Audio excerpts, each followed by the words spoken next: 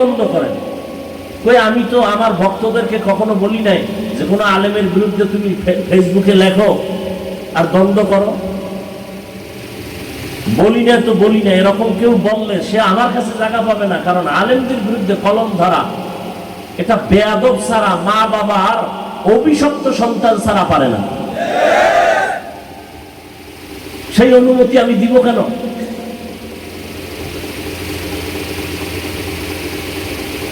এখানে আপনারা বিভিন্ন লাইনের ভক্ত আছেন, ওলামায়ে কেরামে, আপনাদের আলেমদের জিজ্ঞাসা করেন তো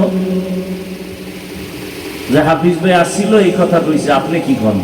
সে যদি বলে হ্যাঁ আমার বিরুদ্ধে লেখতে, তাহলে আমারে বললেন, আমি টেলিফোন করবো আপনার হুজুরের কাছে যে ভাই আপনি কি বলছেন আমার বিরুদ্ধে লেখলে।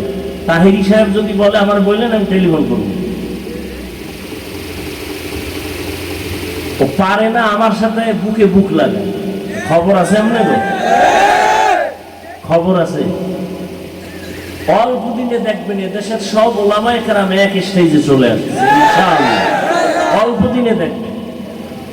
ওই গ্রামে একটা কথা আছে না, কি জানি, ওই যে আমার দুধ মিলা যায় আর মাঝখানের কি ওটার কি গ্রাম এলাকায়, আপনাদের এলাকায় আম দুধ মিলে যায়, দূরে সরে যায় কোনটা?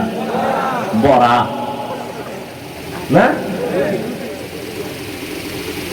ইনশাআল্লাহ ওলামায়ে কেরাম এক হয়ে যাবে। আপনারা এই দ্বন্দ্ব করেন না, তওবা করেন, একেবারে তওবা করেন। নামাজ পড়েননি এটা হিসাব করেন, রোজা রাখেননি হিসাব করেন, আপনার মাইয়া বলা পর্দা করেনি, কয়দিন আর এই দ্বন্দ্ব, এই বাহাদুরি, মরে গেলে তো সব শেষ। আমার ভক্ত যদি একটা মরে যায়, আমি আইয়া কম তোর সংসার আমি চালাম না, তুই কেন এই হুদা হুদা দ্বন্দ্ব করেন? নিজের সংসার ঠিক করেন।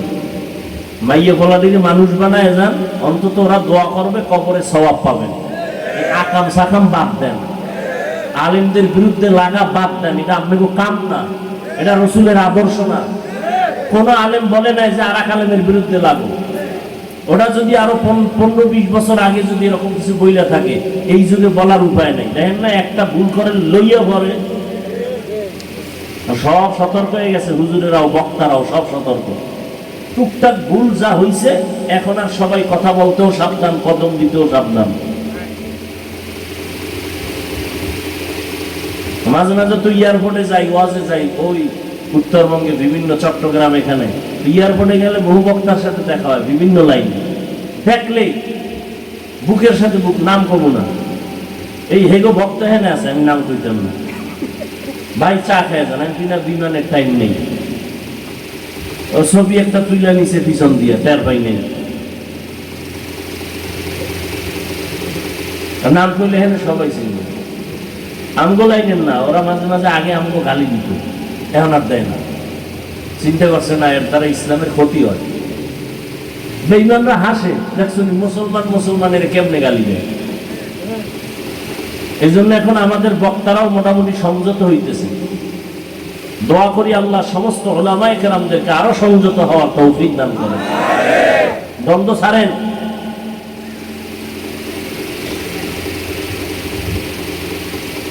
যারা খারাপ ভাবতেছেন আসেন আমাদের কাছে, আসেন, স্টেজে আসেন, বসেন। কোরআন হাদিসের বাইরে যদি কিছু বলি এখন বলবেন, কানে ধরে উদ্বাস করব, তওবা করব। এত টেনশন করেন কেন? সারা দুনিয়ার মুসলমানের উদ্দেশ্য একটাই, নবীর তরিকা মতো চলবে। কি রোগী, পেট ব্যথার রোগী, সে যে কোনো ডাক্তারের কাছে যাই ভালো হইলে, এটাই তো আসল কথা। এখন যদি আমার ঔষধ নিল না কেন, আর এক ডাক্তারের ঔষধ খাইলো কেন, ও ভালো হইল কেন, এটা আমি সইতেরি না, এটা তো কেউ মানবে না। কি আপনার উচিত নবীর সুন্নাত অনুযায়ী চলবেন। এতে যদি আপনি তাবলিগে যাইয়া পারেন আলহামদুলিল্লাহ, তাবলিগে না গিয়েও পারেন আলহামদুলিল্লাহ। এ কথা তো বলা যাবে না যে তাবলিগ করলে না করলে জাহান্নামে যাবে।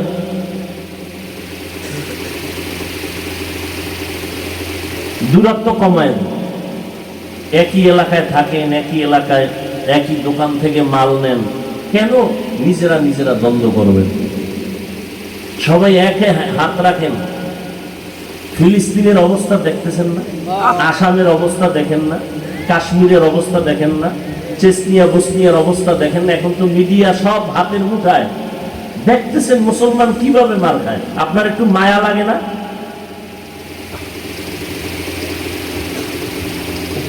নবীজির যদি মহব্বত থাকে তাতে আপনার অন্তরে মায়া লাগা দরকার।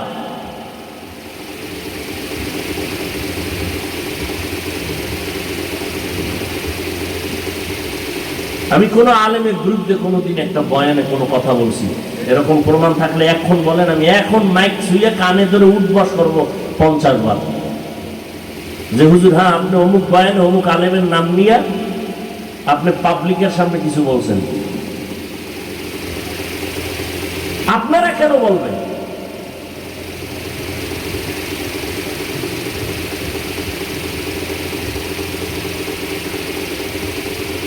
এখন আর ওই সুযোগ নাই যে কোনো আলেম আইসা উল্টা পাল্টা কথা বললে অস করে যাব।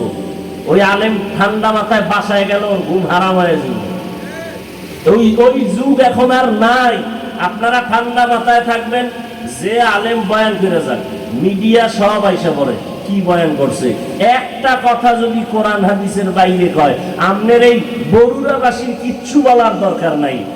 বলার জন্য হাজারো আলেম ময়দানে বৈশা রইছে, একটু উল্টা পাল্টা কইলে জাগায় দুইরা লাইব। পরে এই হুজুরে বউয়ের কাছে মাপ চাইয়া লাইন আইয়া কয় ভুল হইছে মাপ কইরা দাও। যুগটা বুঝেন কিছু? আপনারা এত পারাবারি করেন কেন? এত টেনশন করেন কেন? একেবারে নিশ্চিন্তায় থাকেন, শুধু চিন্তা করেন নিজে কেমন একটু আমলালা হবেন, মাইয়া বলা দিলে একটু আদর্শ বানাবেন, নবীর তরিকাওয়ালা বানাবেন, এই চিন্তা করেন। আর একজনের চিন্তায় নিজের ঘুম নষ্ট, নিজে নামাজ নাই রোজা নাই খবর নেই, আর একজনে নামাজ পড়ে নেই নিয়ে পেরেছেন। মসজিদে আজান হইতেছে, চলো নামাজে, কেন আমি যাবো না, কেন কয় পেরেশানি কি, কবরে একা কেমনে থাকবে এই টেনশনে আছে।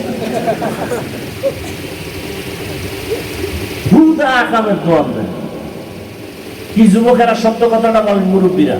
এখন কোন আলেম কি উল্টা পাল্টা বয়ান কইরা কেউ ধরে নাই, বরুড়াওয়ালারা কিছু বলেও নাই, কিন্তু এই বয়ানটা মিডিয়ায় যায় না, উল্টা পাল্টা কইয়া এই যুগে কি কেউ ঘুমাইতে পারে? ও নতুন করে লাইভে আসা লাগে না? আইয়া ক্ষমা চাওয়া লাগে না? আপনারা আর কি চান? এরপরে নিজেরা কেন দ্বন্দ্ব করবেন? আলেম পাইলে দোয়া নিবেন। আপনার এলাকায় আলেম আসছে, আপনি কোন দলখানের দরকার নাই, হুজুর একটু দোয়া করেন আমার ছেলের জন্য, মেয়ের জন্য, আমি যেন শান্তির জীবন যাপন করতে পারি, দোয়া চাইবেন।